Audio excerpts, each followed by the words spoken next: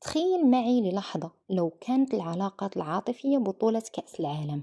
شحال من شخص كتعتقد أنه غيوصل للنهائي؟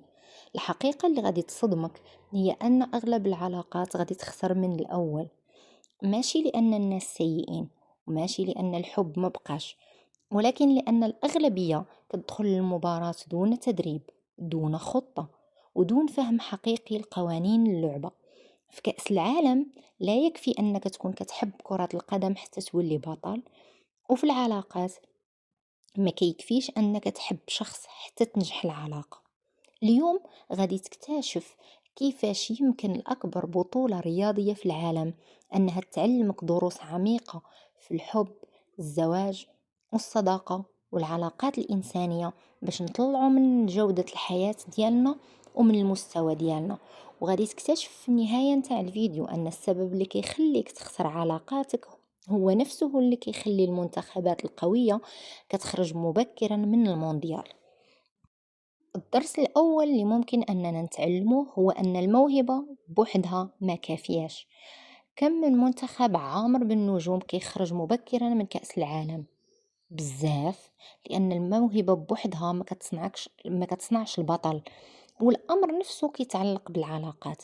تقدر تكون وسيم، تقدي تكوني جميلة، تقدر تكون ذكي أو لا ذكية، رومانسي ولا رومانسية، ناجح ماديا أو لا ناجحة ماديا، ولكن كل ذلك ما كيضمنش نجاح العلاقة. لأن العلاقات الناجحة كتحتاج الانضباط، الصبر، التواصل، أكثر من ما كتحتاج للمشاعر بوحدها. الدرس الثاني اللي نقدروا نتعلمه من المونديال: حتى واحد ما كيفوز بوحده. في كرة القدم ما يقدرش لاعب واحد يفوز بالمباراة بوحده، حتى أعظم اللاعبين كيحتاجوا الفريق كامل موراهم باش يقدروا يربحوا. وفي العلاقات كيظن شي وحدين أن المسؤولية النجاح في الطرف الآخر فقط. والحقيقة أن العلاقة مشروع مشترك. إذا كان واحد من الطرفين فقط هو اللي كيدير الجهد والآخر متفرج، في الهزيمة في هذه العلاقة مسألة وقت لا أكثر.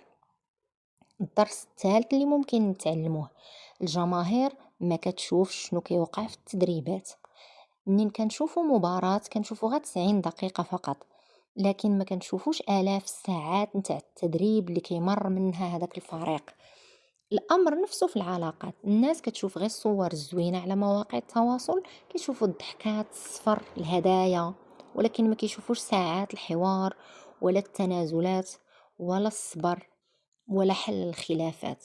العلاقات القوية راه كتبنى خلف الكواليس. الدرس الرابع: الأخطاء الصغيرة تقدر تكلفك البطولة.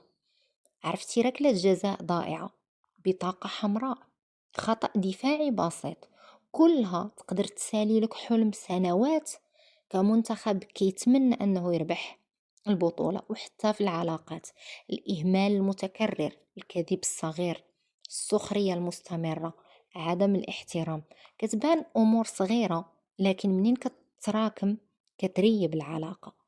الدرس الخامس اللي نقدروا نتعلمه: لا توجد مباراة بلا مشاكل. حتى الأبطال كيتعرضوا للضغط، حتى أفضل المنتخبات كتستقبل أهداف، ولكن الفرق الكبرى لا تستسلم عند أول مشكلة. في العلاقات كيعتقد البعض أنه إذا كان خلاف يعني أن الحب استسالة، لكن الحقيقة أن الخلاف أمر طبيعي. المهم ماشي هو غياب المشاكل، المهم هو طريقة التعامل معها. الدرس السادس اللي نقدروا نتعلمه: الانسجام أهم من النجومية. عرفتي شحال من منتخب عامر بالنجوم كيفشل، وشحال من منتخب متواضع وصل بعيد؟ السبب هو الانسجام. وفي العلاقات حتى هي يقدروا يكونوا الطرفين رائعين كأفراد، ولكن هذا ما كيعنيش أنهم كيناسبوا بعضهم. الانسجام أهم من الإعجاب المؤقت. الدرس السابع اللي نقدروا نتعلمه: الثقة أساس كل شيء. الحارس ديال المرمى خاصو يثيق بالمدافعين ديالو، والمدافع خاصو يثيق بالزملاء ديالو. بدون ثقة غادي ينهار الفريق. وفي العلاقات حتى هي راه لا يوجد حب بدون ثقة. إلا ماتت الثقة غادي تبدا العلاقة كطيح شيئا فشيئا وخا يبقى الحب. الدرس الثامن اللي نقدروا نتعلمه: المقارنة تقتل الأداء. عرفتي لو أن اللاعب ديال المباراة يدوز المباراة كاملة وهو كيقارن نفسه بالآخرين وما كيركزش على اللعب، في نظركم شنو غادي يكون النتيجة، أو شنو غتكون النتيجة؟ نفس الحاجة حتى في العلاقات. إلا كنتي كتقارن الشريك ديالك أو الشريكة ديالك باستمرار مع الآخرين غادي تبقى تشوف دائما غير النقص. المقارنة غتسرق منك الرضا والامتنان. الدرس التاسع اللي نقدروا نتعلموه: الصبر جزء من طريق البطولة. أنا ما عمرني ما شفتو، أكيد تنتوما، شي منتخب فاز بكأس العالم بين ليلة وضحاها. النجاح يحتاج لسنوات، وحتى العلاقات القوية أيضا يحتاج لسنوات من الصبر على العيوب، الصبر على الظروف، الصبر على مراحل الحياة المختلفة. كل شيء هاد الشيء ضروري وليس رفاهية للاستمرار. الدرس العاشر اللي نقدروا نتعلمه: بعض الهزائم ضرورية باش نوصلوا للنضج. عرفتي شحال من منتخب خسر قبل ما يولي بطل؟ أكيد كتعرفوهم أكتر مني بزاف. وعرفتي شحال ديال الناس تعلموا من علاقاتهم الفاشلة أكتر من داكشي اللي تعلموا من علاقاتهم الناجحة؟ أكيد. الفشل ليس نهاية الطريق، أحيانا كيكون بداية النضج الحقيقي. الدرس الحادي عشر: ما تلعبش لإرضاء الجمهور. بعض المنتخبات كتنهار فقط بسبب ضغط الجماهير. وحتى في العلاقات إلا بنيتي حياتك على إرضاء الناس غادي تخسر راسك. العلاقة الناجحة ماشي اللي كتبان مثالية حدا الآخرين، ولكن اللي كتعطي الطرفين السلام، الاحترام والطمأنينة. الدرس الثاني عشر اللي نقدروا نتعلمه: البطولة ما كتحسمش من مباراة وحدة. تقدر تخسر مباراة وتفوز بالبطولة، وتقدر تربح مباراة وتخرج لاحقا. وفي العلاقات ما تحكمش على العلاقة من موقف واحد أو خلاف واحد، شوف الصورة كاملة. وفي الختام، كون كانت العلاقات كأس العالم، بخلاصة أغلب الناس ما غاديش يخسروا بسبب نقص الحب، ولكن بسبب نقص المهارات وطريقة التعامل معهم.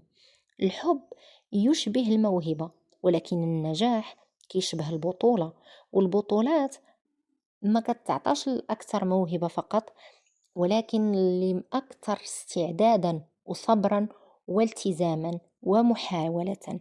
على داكشي سول راسك: واش أنا كندخل العلاقات ديالي كمشجع كيتمنى فقط الفوز، أو لا كلاعب مستعد لدفع ثمن الفوز؟